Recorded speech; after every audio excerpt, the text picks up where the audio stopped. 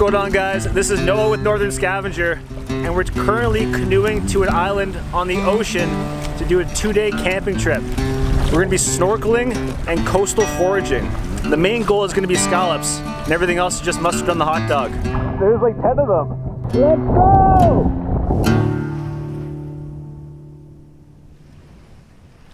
It is late September here in Canada, on the eastern shore off the coast of Nova Scotia, and pretty soon it's gonna be way too frigid to be doing this. So hopefully we're in that pocket of time when the water's clear before the hurricane season and that it doesn't get too frigid that we're gonna get brain freeze.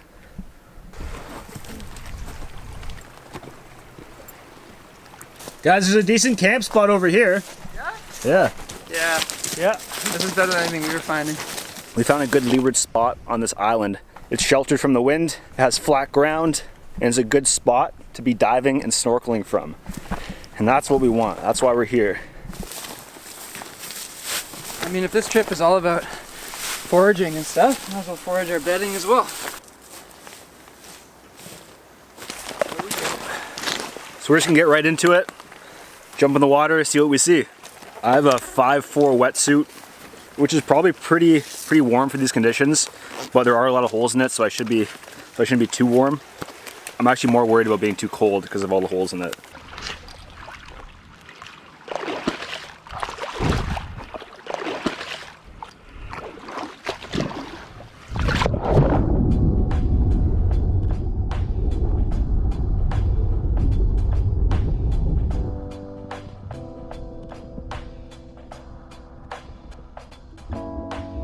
When I'm snorkeling in a new spot, I like to start off by getting a lay of the land in the shallower water.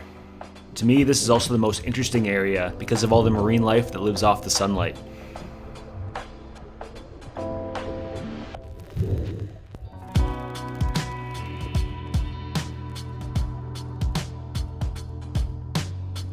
But when we're looking for scallops, we need to go a bit deeper because they need the cooler water.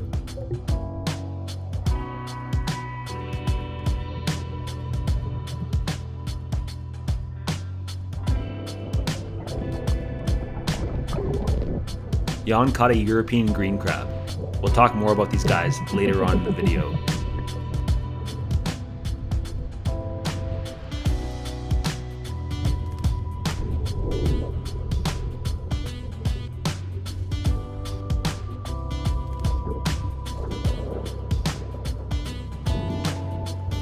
Scallops are one of my favorite shellfish to eat, and part of it is the fun of the hunt.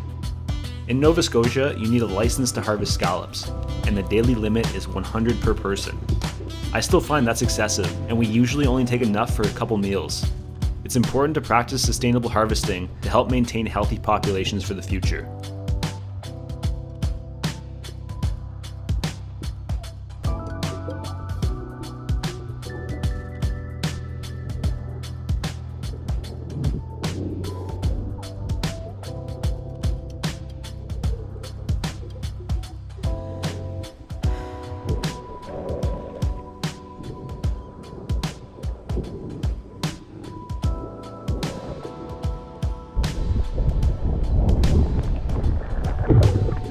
Just took a quick break to unload some scallops. The water temperature is not too bad. I was getting a tad cold near the end there, but we've been in here, I'd say a solid 3-4 hours. On the ocean floor, there's lower areas, and all the shells just accumulate there. Eventually, if you can think of it over time, that pocket will get compressed and heated up to form a rock. What do you think limestone's made out of? A lot of shells, a lot of calcium carbonates of the shells breaking down over time. And here, you can see it in motion. Pretty cool, guys. For my setup, I have $10 mech neoprene socks over a $100 wetsuit I got 5 years ago now. It has a lot of holes, and some old neoprene 5mm gloves. This wetsuit's a 5'4".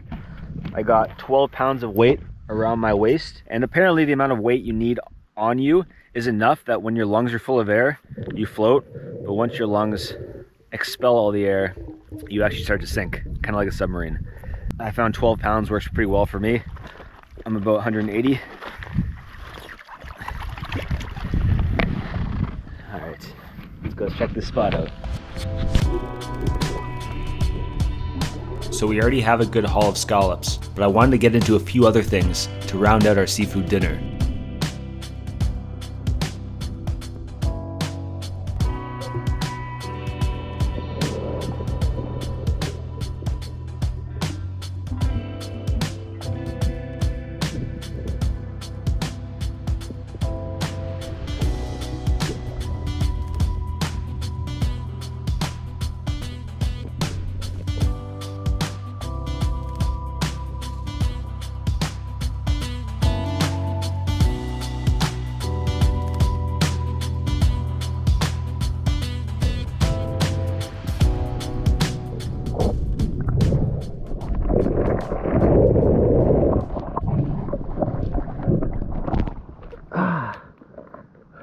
We got on him.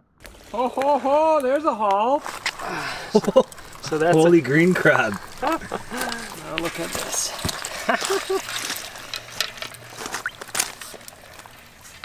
If you don't know a lot about these green crabs, they are incredibly invasive, and they're actually listed in the top 10 most invasive species in the world. What these green crabs do is they actually outcompete the native crabs around here, which are the Atlantic rock crab and the Jonah crabs. They also devastate the eelgrass, which is around here. The eelgrass is really important to our habitat here in tidal zones because they work as a refuge for small shellfish and small marine life. And what these green crabs do is they actually cut it and uproot it, and they just flatten these fields of eelgrass. And you can actually see these crabs eating and chopping up this eelgrass. Tonight, we're actually gonna try to eat them. Don't know how it's gonna taste. They're very small, so it'd be a lot of work to get the meat. It's an interesting concept to try to do something with such an invasive species. The first thing is to figure out, does it even taste good? You don't want to go.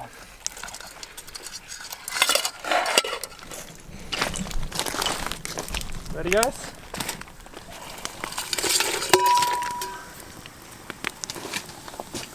They don't last long, eh?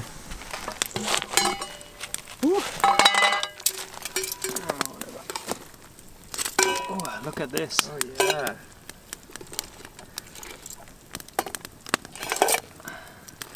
European orange crab now. That's be good for now. Excellent job. It smells good. What's the strategy for breaking up the legs to get at the meat? Maybe just get a small stick. I think for the arms, that shouldn't be a big deal. It's hot. We are experts. Yeah. And I got mashed crab meat. Oh yeah, there we go. Yeah, Oh, there you go, Tristan. That's a good piece. I mashed it.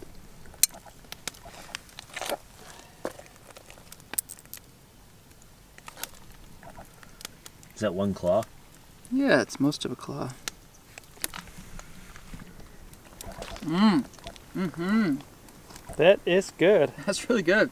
Does it taste like what you'd think a crab tastes like? Yeah, like it's got a lobstery flavor. Yeah. Yeah, that works pretty well. The rock on rock. We're out of the water and we got a good, diverse mix of seafood and seaweed. We got scallops, we got blue mussels, European green crabs, dulse, Irish moss, and kelp. Say that's a successful dive. Lots of good stuff. And these European green crabs, first take, they're a lot of work, but they taste pretty good. If there's a more strategic way to open these, that would be a really good option because you could harvest them very quickly out here and you'd be doing the ecosystem a service. Oh, there's a perfect piece of meat.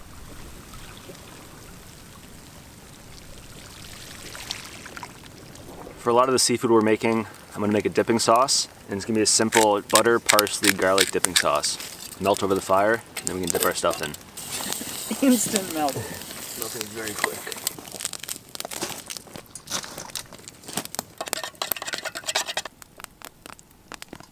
So our next round is gonna be mussels, and I'm making a pretty special sauce, chopping up some onion and some garlic. It's all about those onion aromatics. I'm gonna put that into a Chardonnay. I do not know much about wine, but I talked to the lady at the liquor store, and she said a Chardonnay is good for mussels because it has a rich, full taste. And then on top of the mussels, sprinkle on some garlic butter and some parsley.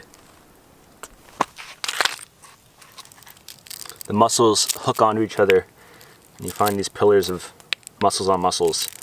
They attach by this fibrous material called their beard.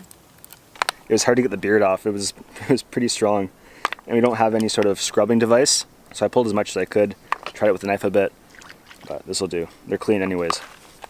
We're gonna be putting about 2 cups of Chardonnay wine into the pot. First one, just for the ocean. Thank you for the plentiful harvest today. 2 cups for us.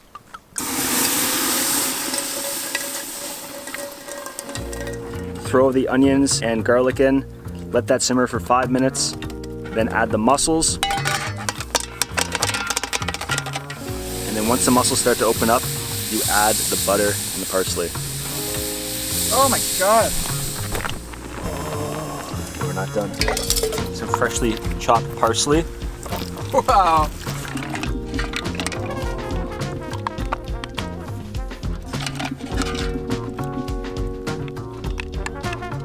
Get a little bit of the juices in there. There we go. That's it. That's it right there. I'm gonna go for it. Go for it.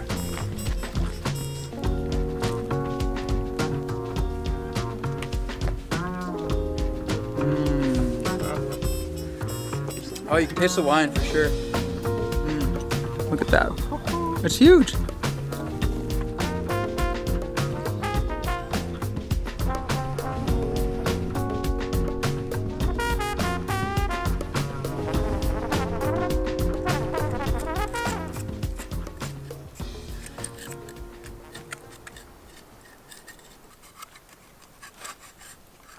So once you get the adductor off, it pops open because the adductor muscle is what keeps the scallop closed together.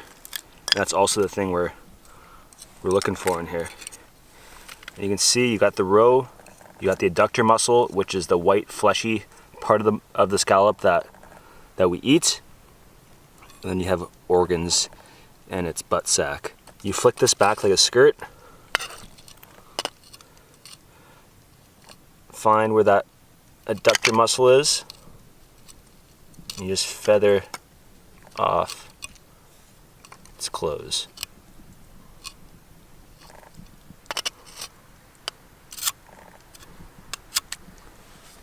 I find sometimes I actually cut the adductor in half and there's still a decent size left on the other side that is always worth eating.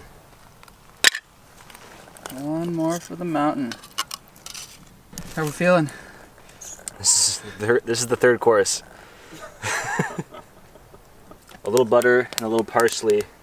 We're going to cook these scallops in the shell.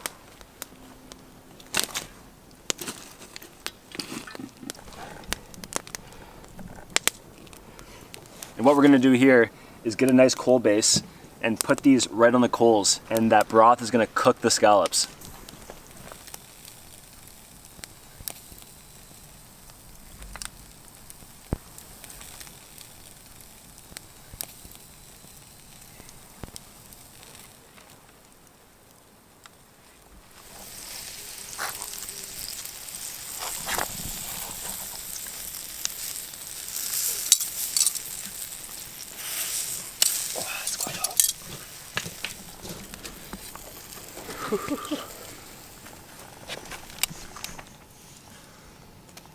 Ooh. I get the first one. Yeah, man. Guys, you should get one. How was that? Oh, that was so good. Yeah, perfect. It's absolutely perfect. All right, Tristan's first wild scallop. Ever.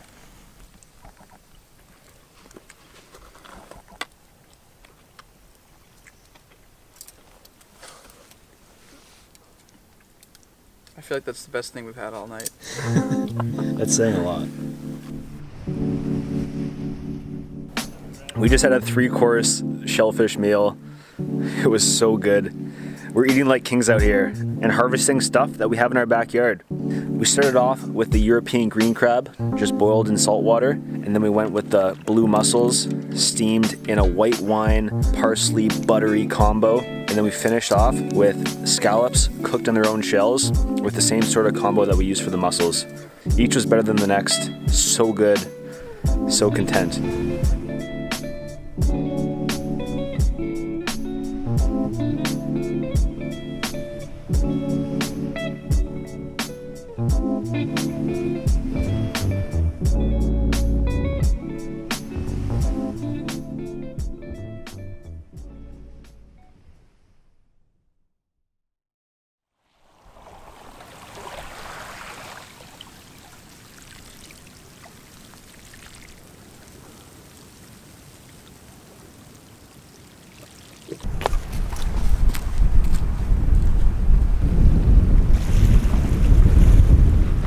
Today is looking a bit different than yesterday.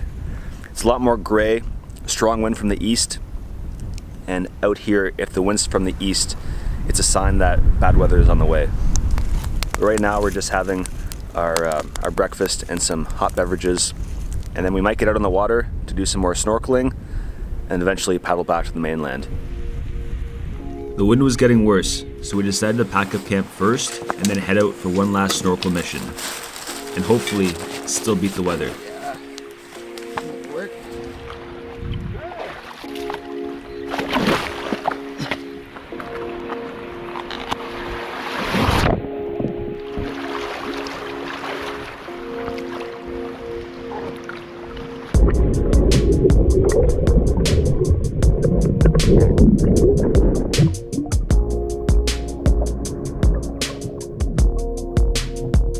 The wind was creating a lot of chop, and you could see here that the visibility wasn't the best. It sort of felt like we were in a big fishbowl, being sloshed around like a goldfish.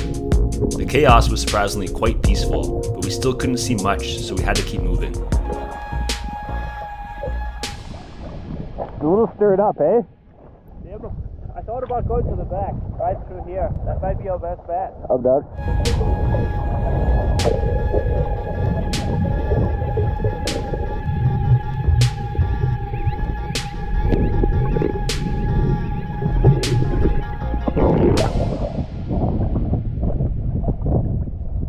There's seals over there.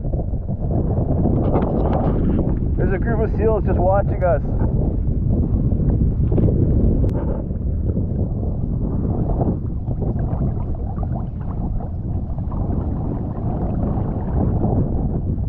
There's like 10 of them.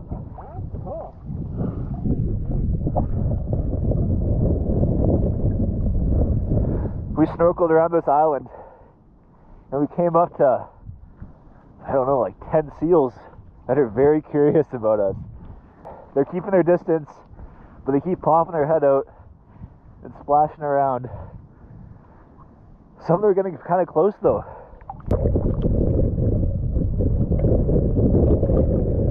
We're gonna swim back this way and we're gonna see if they follow us.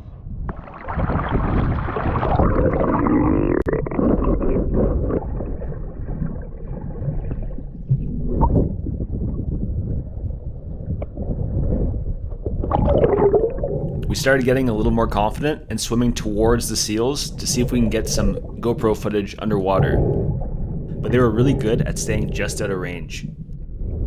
We were also noticing all the bait fish swimming around in the area, which is probably why the seals were there.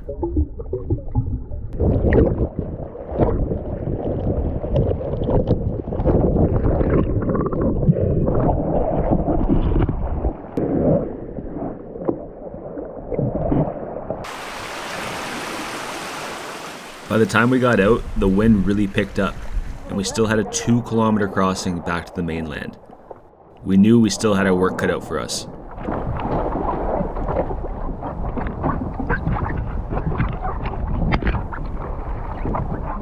Okay.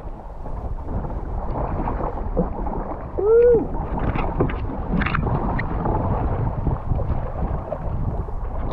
We're making the crossing back to the mainland, and it started pouring rain.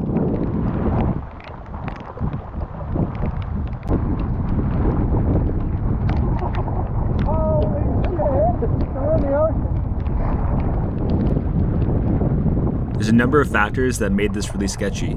The first was we had 3 of us in a boat, which made us very top heavy, and if a wave hit us in the wrong spot, we could easily fall out. There's a big one coming right here. The second was these waves were breaking, and they could fill up a boat quicker than we could bail it out, and that would sink us. We're far away from shore, and there's a long distance before we reach the leeward bay.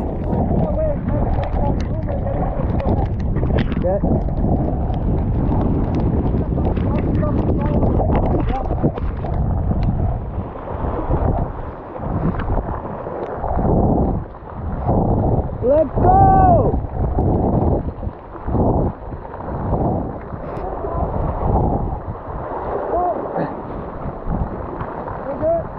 You can find something. We're getting a surf in too. Are you okay with heading this way to the left? I think as much as you can. As much as you can in the big wave.